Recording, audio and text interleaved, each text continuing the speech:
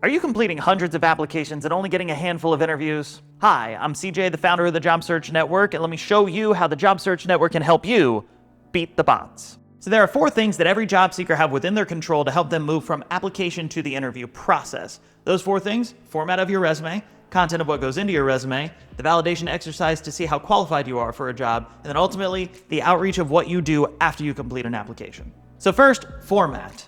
Every applicant that puts their resume in goes through an ATS, or what is an applicant tracking system, that has very common software that is artificial intelligence or bot driven to rank resumes, judge resumes, review resumes before it even reaches human eyes. And they're a very simple structure in terms of what the ATS looks for and these bots look for in terms of deeming a candidate to be qualified. A lot of that goes into the format of what a resume has. So, single columns.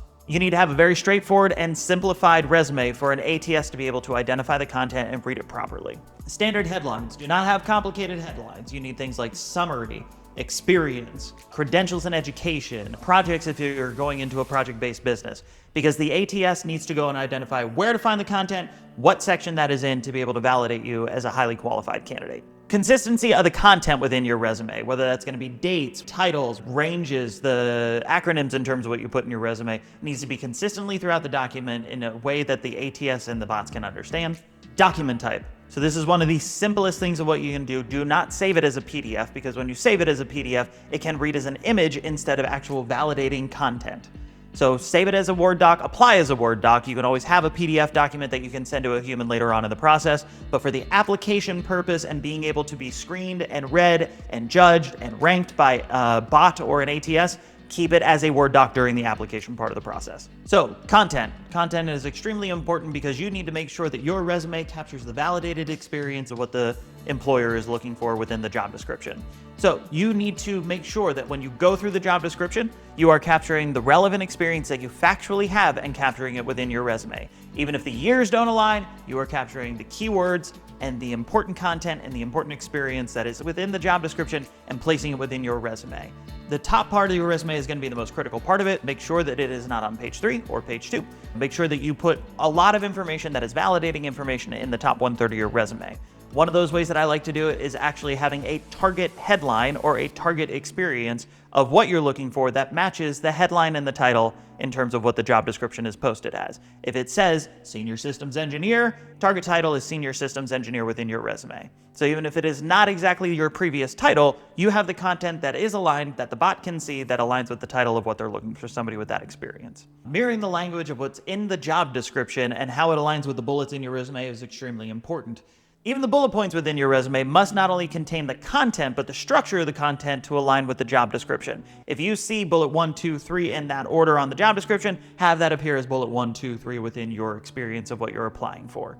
One of the best advice I got in life was edit out. If something is in your resume and is not relevant, edit it out. The bot is going to be judging all of your content, all of your information equally, and if you have things that are not relevant, do not confuse the bot by leaving something in there that is completely irrelevant to the job of what you're applying for. And ultimately, simple is better when it comes to the bots and the ATS. Do not overcomplicate a bullet. Do not over-explain within your bullets. Have it be very straightforward in terms of the structure and the content of your bullet to tell the bot exactly what it is you did, exactly the experience of what you have, and exactly what the outcome was, so the bot can best judge the validation experience of what you're putting in your resume. Exercises. So here are a couple of things that you can do before you click submit on the application for the job of what you're applying for. And these things are very simple to make sure that your resume is optimized to give you the best chance of converting to the next step. Now, open up a Word doc, a blank Word doc with nothing in it. Copy and paste your entire resume into that. If it shows up as scrambled, that means the bot is going to have a really hard time to read it. You need to go back and focus on your formatting, go make sure that everything is set up to be clean and clear for the bot to be able to read. And if you are seeing some challenges in terms of when you copy paste that and it being scrambled, we cover this in major detail within the Job Search Network between our guides and our playbooks that are optimized for resume writing. So we can actually coach you through that if you join our community.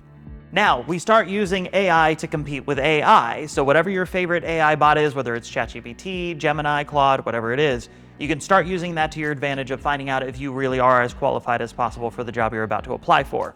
Take your resume, take the link to the job description of what you see online, put them both in a chat and ask the chat, am I qualified for this position? It'll walk through, and then you can actually ask it questions. What do I need to improve? What do I need to enhance? Where am I missing? What are my gaps? And it will give you a play-by-play of the specific things or what within your resume or what isn't in your resume that would make you more optimized to be able to convert to the next step. So once you feel comfortable in terms of saying, hey, I've now aligned my resume with the job description, ask it, if you were an ATS scoring my resume, what would my score be? This simulates an actual ATS and a best practice of what the artificial intelligence will pull, and you'll get a little bit closer of an idea of what the ATS and what the bot would actually screen you as compared to other candidates and other applicants. So this is a great exercise after you've completed, hey, I feel very confident that I balanced my experience with the job description. Now, how would the ATS judge me and evaluate my score based on what the recruiter or the hiring manager will see? So once you get back in the score, and if you don't score 100%, which usually it doesn't happen, you can actually ask one more qualifying question of how would this company evaluate me as a candidate for what they are looking for within this position. It'll give you more tips to upgrade your resume based on how the job description is, but it also will search websites like Glassdoor and Indeed, where there are reviews about what companies interview for, what are their priorities, and it'll take some general feedback to not only focus on just the job, but what the company is looking for within a candidate and how you can make even further enhancements within your resume to appear as an ideal candidate for this company and this job. And if you're looking for more information, comment resume down below, and we will send you a link so you can get one of our free guides from the Job Search Network about crafting resumes and applications. So within the Job Search Network, we provide you with an outreach grid that standardizes 10 personality types or profiles that you can make contact with. We provide you with templates of an initial message and a follow-up message, along with how to find each person's LinkedIn profile, professional email, or other ways that is acceptable for you to reach out to them. This will increase your conversion rate more than any other step of the process of what we have talked about. The 3 profiles that I absolutely recommend for everyone to reach out to. Number 1, the hiring decision maker. You can very much validate who the hiring decision maker is for the position, whether it is going to be a manager title, director title, whatever you're applying to. Going online and finding out who that hiring leader, it takes a little bit of effort, but you can absolutely identify who this person is, send them a very appropriate message through our templates, and communicate with them directly, attaching your resume to get human eyes on your resume. Number 2, the recruiter. These are people who are literally paid to fill this position, and you reaching out to them makes their job easier of not having to go through the hundreds of resumes in terms of what have applied to the system. All recruiters are pretty easy to communicate with. They are very frequent to accept communication since part of their job responsibilities is to get the job filled. They want to hear from you. They will welcome your outreach and feedback. They will give you some guidance in terms of what makes you qualified or not, because they want to fill the job just as much as you want to get the job. So reach out to the recruiters every single time that you either complete an application or where you intend to complete an application. The 3rd profile that not many job seekers really do think of is the employee who will benefit by having the position filled and who might benefit themselves by getting a referral bonus.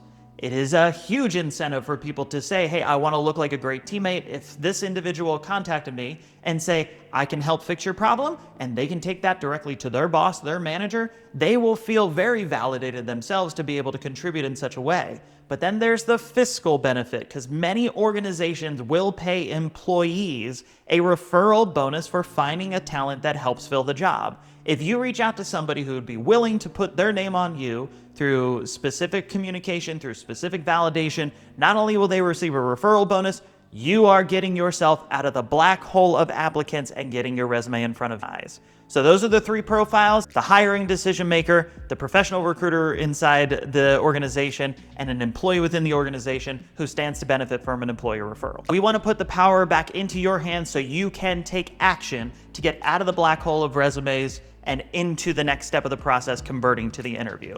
All a resume is to validate your experience to get you to the next step. The best way you control it is going to be the format of what you have, the content of what goes into it, the exercise of what you do before you hit submit, and then the outreach of what you have after you apply to the position. And if you want to know more about the insights of what goes into it from a 20-year professional that's worked both with the hiring leaders and coaching job seekers, come join us at the Job Search Network. Use our community, use our tools, use our training, use our guidance, use our playbooks in terms of how to best optimize your ability to beat the bots and get converted to the interview stage of the process. I'm CJ, founder of the Job Search Network. We'll see you in our community.